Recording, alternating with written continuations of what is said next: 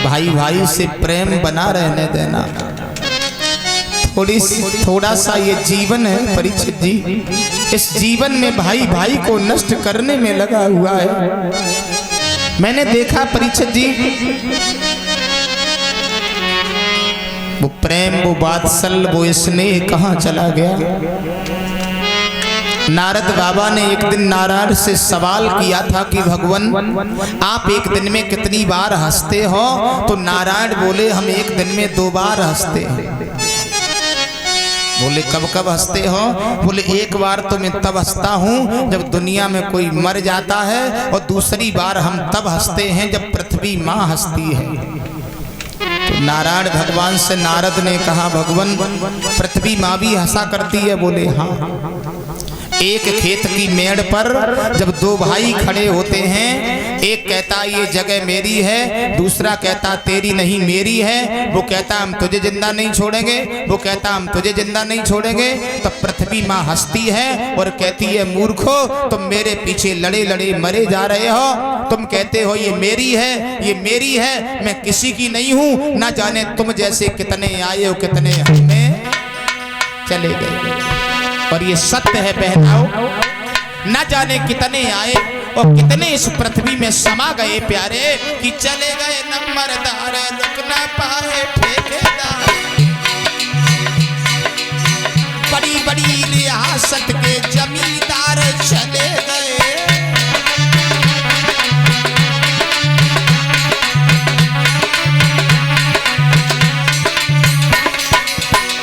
देखो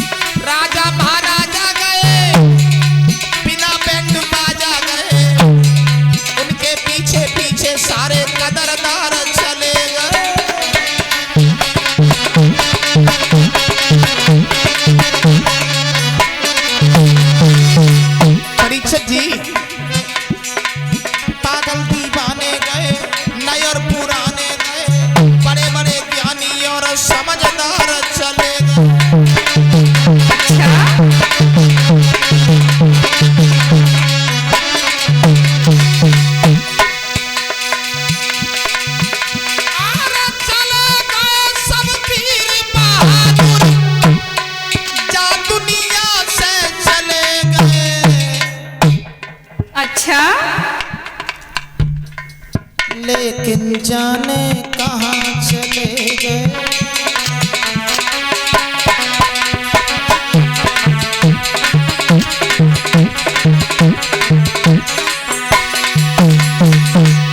अरे लेकिन जाने कहाँ चले गए।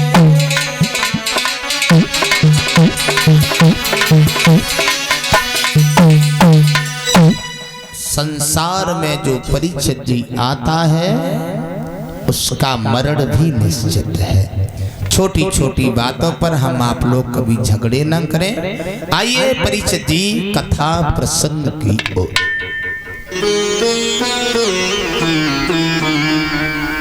प्रहलाद को मारने के लिए हिरण्यकश्यपु ने परीक्षित जी अंत में लोहिया खम्भ गर्म करवाया। और एक बात कही है प्रहलाद, आज मैं ये देखूंगा कि तुम्हारा राम है तो है कहां।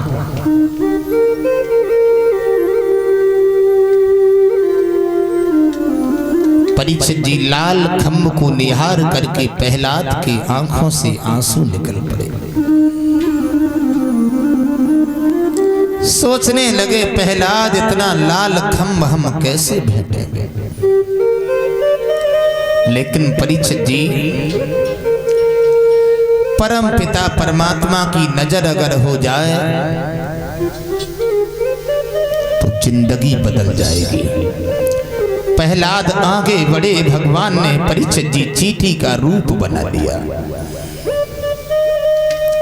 तो चींटी का रूप बना करके उसी खम्मा पर रेंगने लगे। प्रहलाद के होठों पर मुस्कुराहट की लकीरें आ गई। बारे प्रभु तेरी तो लीला ही निराली है। खम्म को भेटना चाहा, खम्म फटा और नरसिंह भगवान प्रकट हो गए। बोलिए नरसिंह भगवान की।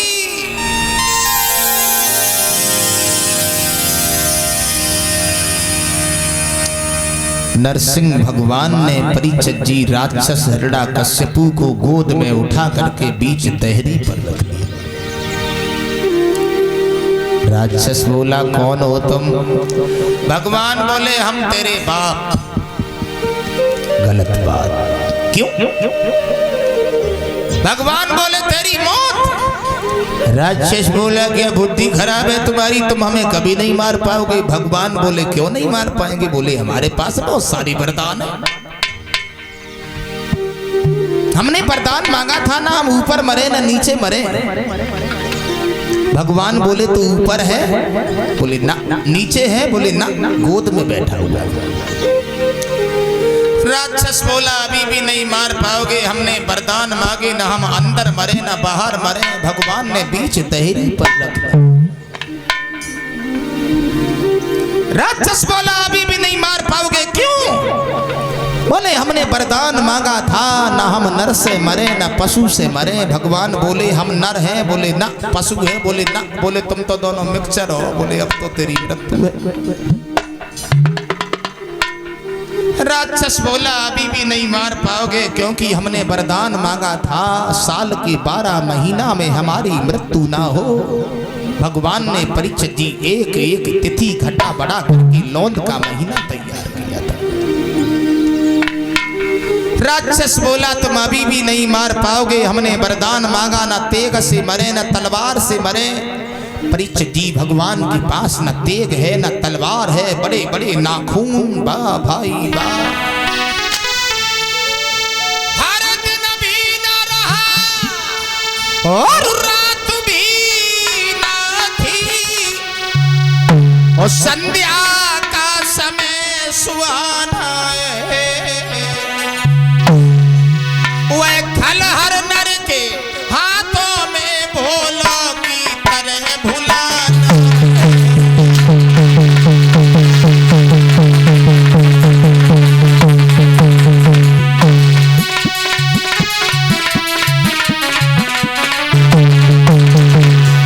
वाह भाई वाह। ना परीक्षित जी दिन था और न रात्रि थी, संध्या का समय था। नरसिंह भगवान हिरण्यकश्यपु को गोद में लेकर के मारने के लिए जा रहे हैं।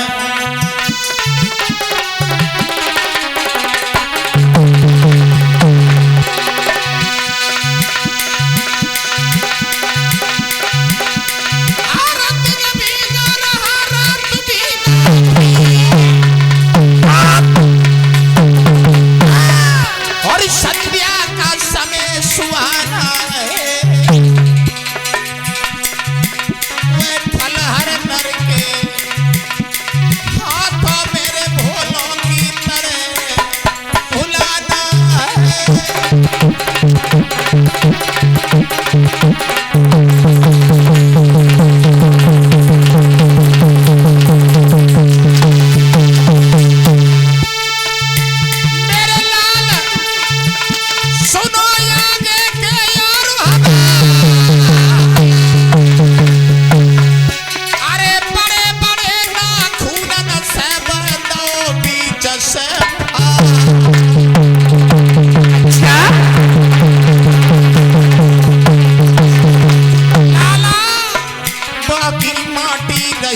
पड़ी के हंस किनारो करियो। अरे बाकी माटी रही पड़ी के हंस किनारो करियो।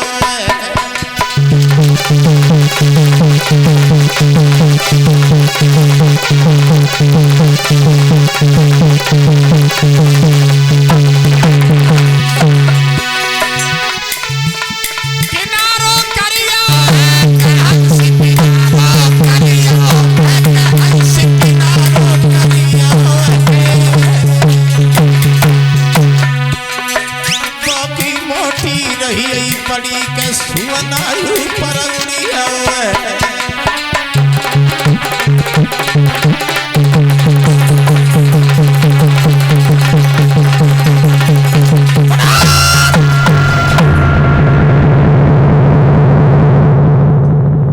महाराज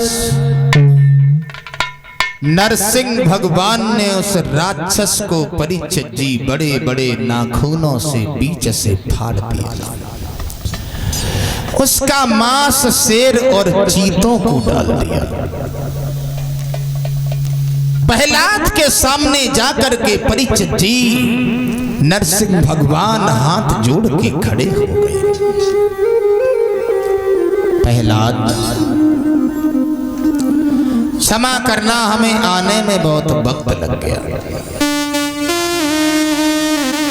तुम्हें इस दुष्ट ने सताने में कोई कसर नहीं रखी। परीक्षित जी, नतीजा ये हुआ,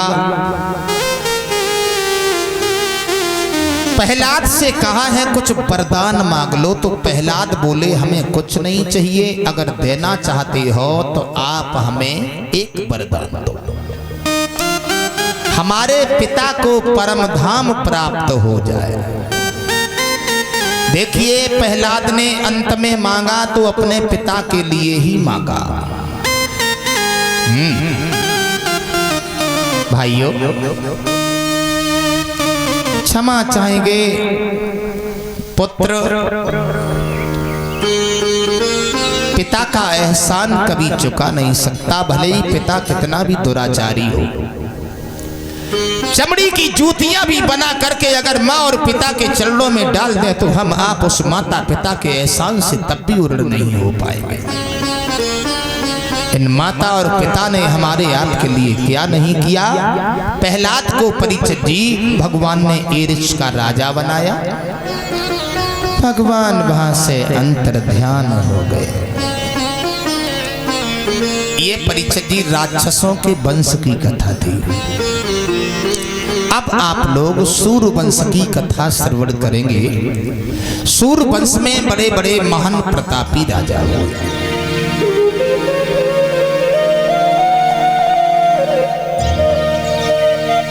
महाराज शरियात हुए, महाराज मुचकंद हुए, महाराज त्रिदस्यु हुए, महाराज अनरड हुए, महाराज त्रिवंदन हुए, महाराज सत्यव्रत हुए। इन्हीं सत्यव्रत महाराज के एक पुत्र हुए थे जिनका नाम पड़ा दानवीर राजा हरिश्चंद्र। परीक्षित जी,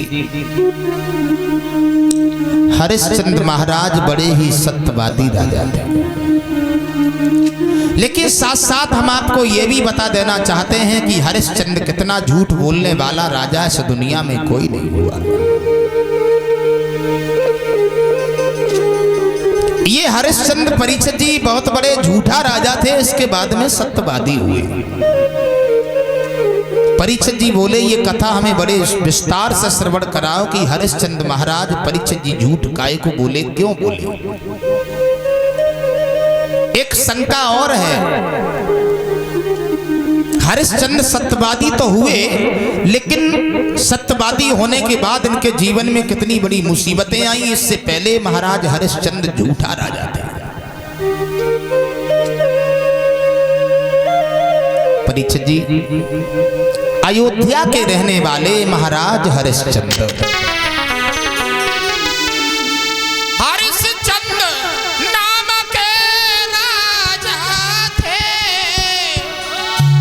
घर में कोई संतान भई, लला आंगन की छवि अधूरी थी, महारानी भी हैरान भई।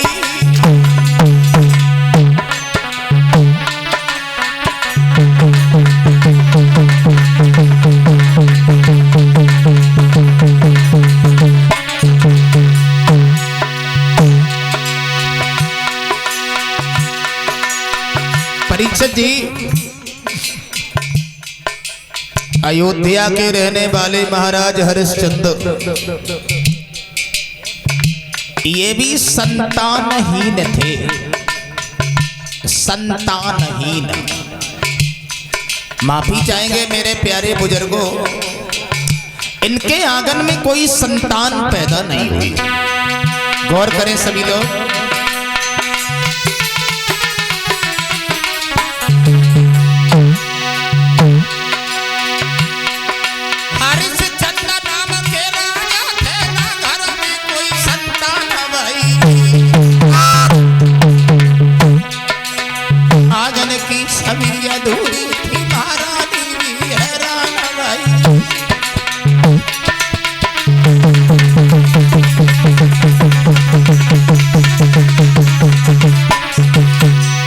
परीक्षित जी, कैसी लीला नारायण की, कैसी लीला नारायण की, कैसी लीला नारायण की, सब सुख किसी को न देता है। कई बाप दुखी है बेटा से, कई दुखी बाप से बेटा है।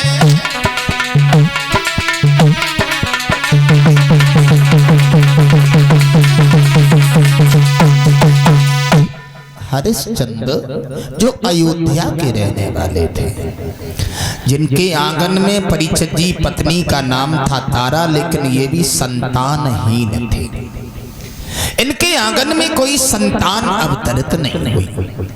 हमने आप सभी भक्तों को कल बताया था कि भगवान सर्व सुख किसी को भी नहीं देते। किसी के पास बुद्धि है तो दौलत नहीं है, किसी के पास दौलत है तो बुद्धि नहीं है, और किसी के पास अगर दौलत और बुद्धि है तो संतान नहीं है।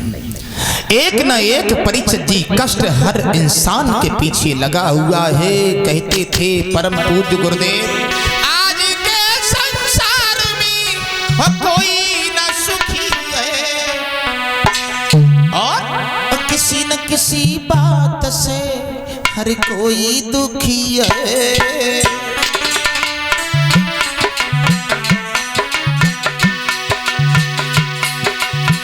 किसी न किसी बात से हर प्राणी दुखी है। थोड़ी सामाजिक बात बता रहा हूं।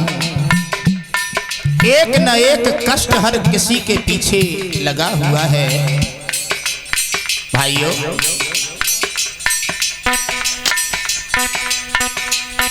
कोई दुखी संतान को कोई संतान से, कोई संतान के लिए दुखी है तो कोई संतान से दुखी है।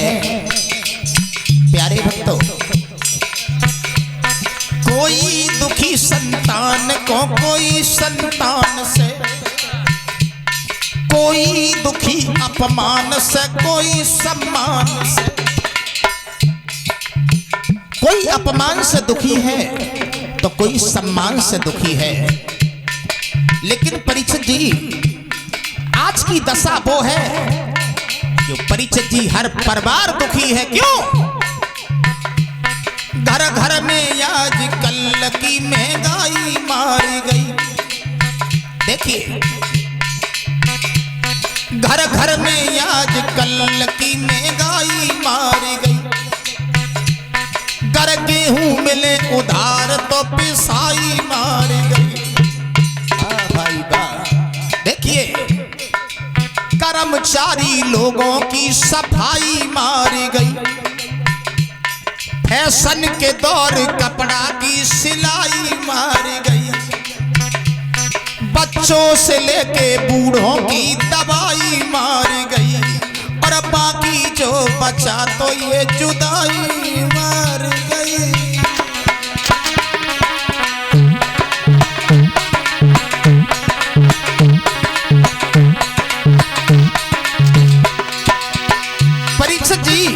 सबसे बड़ा दुख है शरीर का दुख, क्योंकि गोस्वामी तुलसीदास जी कहते हैं पहला सुख निरोगी काया। अगर शरीर में कोई रोग नहीं है, कोई द्वेष नहीं है, तो ये सबसे बड़ा सुख है। वरना सब दुख से न होते बड़ा दुख शरीर का, भोगता है प्राणी फल अपनी तकदीर का।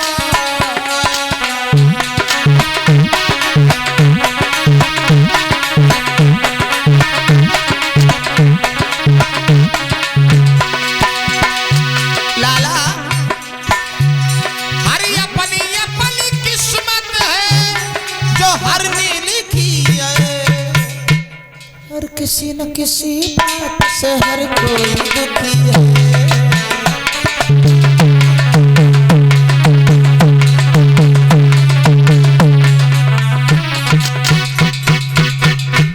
अरे किसी न किसी बात से हर कोई दुखी है। एक ना एक कष्ट, एक ना